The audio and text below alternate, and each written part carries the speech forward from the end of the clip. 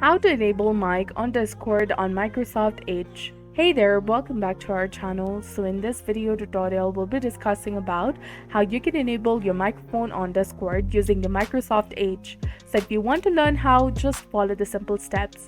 First of all, you need to launch the Microsoft Edge on your PC and then go to the search bar and type in discord.com, log into your account.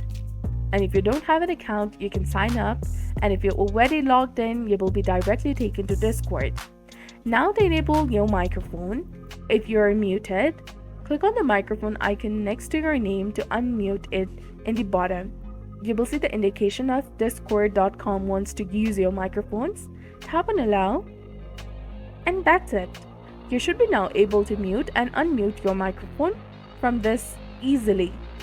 If you're still having trouble, go to user settings, that is beside the headphone icon. Now once you're in the settings, scroll all the way down and go to voice and video under app settings. Tap on it, hover your mouse to input device and also output device and manually select your preferred microphone and speaker. This could sometimes fix the microphone issues. So that's it for today.